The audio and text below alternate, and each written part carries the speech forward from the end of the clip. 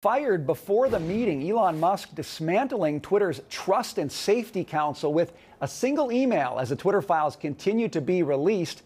The board is an external group of around 100 advisors in charge of content moderation and filtering.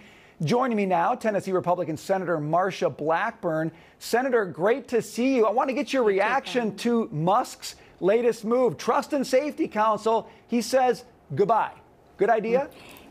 I think that Elon Musk is showing he is going to be in charge of doing a reset for Twitter. And as we get the revelations from the Twitter files, as it becomes apparent that all political donations made by Twitter employees, 96 to 99% went to Democrats, that they became an arm of the Democrat Party, that they were having high-profile Democrats call them to do their bidding so they didn't have their fingerprints. They were sending federal agencies, Twitter to work with federal agencies so that they could shut people down, so that they could censor.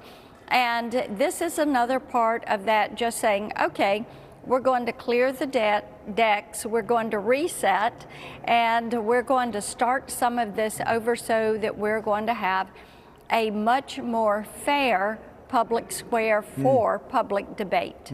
So we've gotten 5 tranches of these email chains, and they've told us a lot about what was happening within Twitter in the run-up to the election, all sorts of issues. A lot of dots to connect here. I'm curious, from your perch in the Senate, what pieces are really sticking out to you in terms of what's going to get traction and have to be dealt with going forward? Yeah, you know, Brian, I think when you look at some of these chat logs and you look at the way employees were weighing in, you see how they were using their position and their power to disadvantage people they disagreed with. It wasn't that anybody was breaking the law or anybody was really breaking a rule.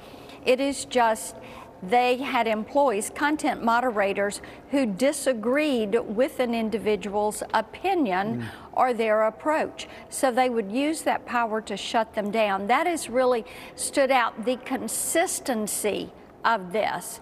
The shadow banning that was taking place, the censorship, as much as they tried to deny it, you see this consistency of using that power to disadvantage conservatives and people that held a view that these content moderators who are elitist, who were connected to high-profile Democrats, were using that power to say, I'm going to shut you up. And you know, the conversation has been about Twitter, and that's because Elon Musk has been very willing to make it about Twitter. But I know that you and Senator Blumenthal are co-sponsoring a bill targeting the App Store fees collected by a couple other big names, Apple and Google. Talk about that. And if you could, talk about some stones that you think still need to be overturned with some of these other big tech names that we're just not talking a lot about right now. Yeah, and Brian, what you're seeing is with Elon Musk releasing the Twitter files, you know, if this was going on at Twitter, that these guys' friends over at YouTube and Facebook and Snapchat and other of the social media platforms were likewise using their power to remove and to censor conservatives. So this just lifts the curtain a bit on the attitude of Silicon Valley. Now, the legislation that Senator Blumenthal and I have in a bipartisan basis has already cleared through the Judiciary Committee with a 20-2 affirmative vote. It's ready to go to the floor. It would remove Apple and Google as the gatekeeper for the apps that go on your phone. This would allow you, the consumer, to choose your apps. It also would keep you from having to pay the high fees that are there by Apple and Google to go in and use their payment processing. Also, for our innovators and developers, they have to pay as much as a third of their profit to Apple or Google to put this app on their app store.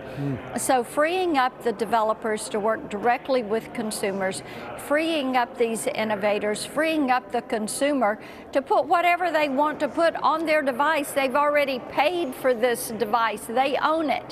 They ought to be able to decide what they're going to put on it. So our legislation, we've got the opportunity to finish it up before year end. We're pushing hard to make that happen. This would be a big win for the consumer.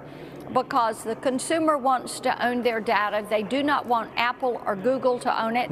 And these developers don't want to have to share their business information with Apple and Google and have them use it against them. It's all about the gatekeepers right now, Senator. Lots of questions about the gatekeepers. We got to leave it there. Senator Marsha Blackburn, thank you for